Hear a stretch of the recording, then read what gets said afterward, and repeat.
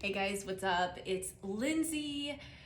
I was planning on having a super chill day. Okay, I was planning on making a cup of coffee and watching a spooky movie and enjoying just listening to the wind howl outside. But I started thinking about you guys and how in 2 weeks it'll be Halloween and I should be making the most of this month and how much you guys like seeing these scary locations in Chicago. So I thought I would get my lazy butt up and go somewhere today and film something for you. But the big question was what? What should I film? So the last time I filmed for you guys was the couch tomb. And I know you guys liked that. And I've shown you some graves in Graceland. We looked at Eternal Silence, the grave of Dexter Graves recently as well. But we haven't gone downtown. And downtown, there's actually a lot of really spooky locations, some of which are in Scritch Scratch on the Spirits tour. So today I thought we would go to one of the scariest ones. At least I think it's really scary. This one, the Alley of Death. Are you scared for me? You should be scared for me. You are probably tucked away in your house under a blanket or something right now, drinking some hot chocolate, or maybe you're somewhere hot and you're actually not, and you're out in the sun. Either way, you are not about to embark on a scary trip to a haunted location, but I'm gonna do it for you. Stay tuned, guys, because when I come back, we will be downtown at the Alley of Death. We're going to the alley. We're going to the alley. I should not be so perky. It's going to be scary.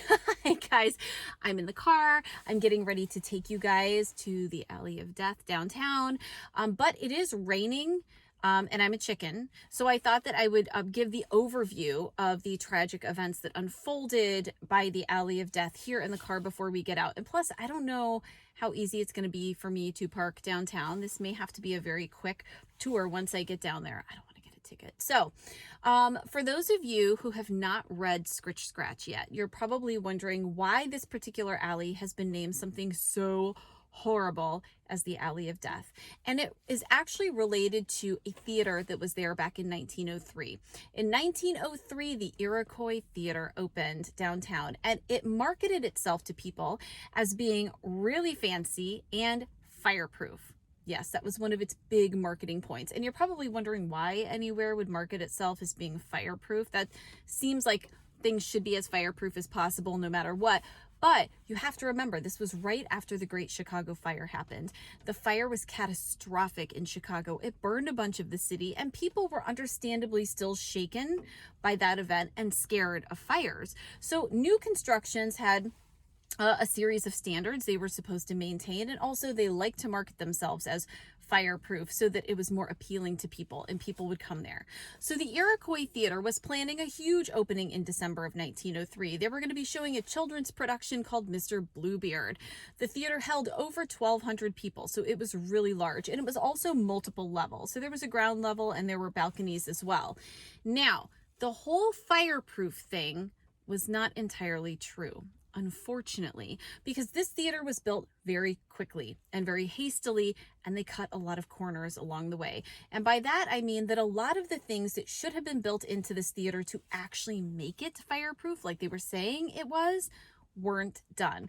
There weren't sprinklers. The materials used in the theater weren't fireproof materials. The chairs weren't stuffed with the right material. The curtains weren't all lined with the right material. So this was a recipe for disaster even before the performance started. But unfortunately, on that fateful night in December, a fire did start. During this performance, there was a dance troupe on the stage, and the only thing that people had in the theater to actually extinguish flames at the time was this powder they had. They had 6 canisters of it, and what you were supposed to do, according to the directions for this stuff, was forcibly hurl the powder at the base of the flames. Well, in the case of the fire that started in the Iroquois Theater, that wasn't possible because it started above the stage high up in the air. So forcibly throwing a powder and hitting the base of the flames was going to be pretty much impossible. So when this fire started, that was the beginning of a terrible tragedy, because in combination with the fact that they didn't have any good extinguishers to put the flames out with, remember I mentioned the theater wasn't built properly, it was hastily put together.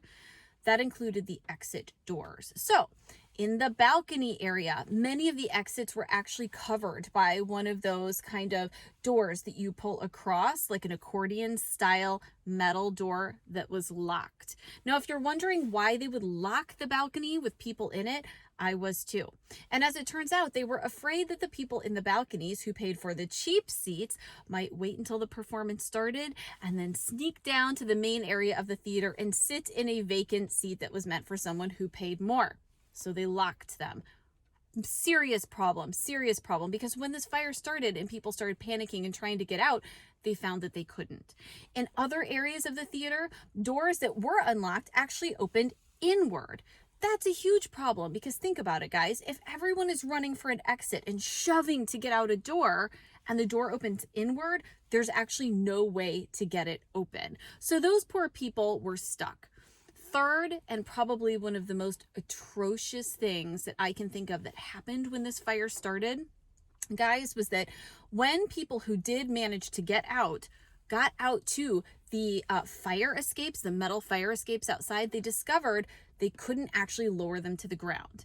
They were stuck. They were not finished properly. So people then had a choice: stay in the building or try to find a different exit and probably perish in the flames, or jump.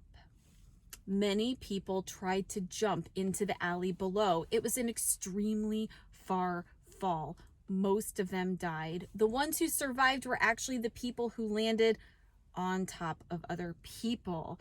That alley, as you're probably already figuring out, that they were falling into, is now known as the Alley of Death. A nearby building did try to stretch a ladder at one point across the alley for people to crawl across and get from one window from the theater into their window. And as you might suspect, that also did not go well. Many of those people fell. When the evening was over 600 people perished in the Iroquois Theater fire, many of them in that very alley, and many of them children. It was a terrible tragedy in Chicago that many people don't remember. And this is why when I was writing Scritch Scratch and trying to think of places to include on the Spirits Ghost Tour, my mind automatically snagged on this particular event. As you know, I'm into Chicago history, especially forgotten history, and I like to shine a light on these particular events. So this one was a great one to choose, but it is scary. I'm going to be showing you the alley in just a minute. And guys, there's nothing scary in the alley itself, but if you're sensitive and you don't want to see the alley, that's totally fine. Turn off the video now and you can come back to it later, or maybe not at all. We all have to know our boundaries, right? All right, friends, so stay tuned, because the next time I get out of this car, I'm going to be walking you into the Alley of Death. I'll see you soon. Wish me luck. Friends, I've just hopped out of the car, the location of the Alley of Death.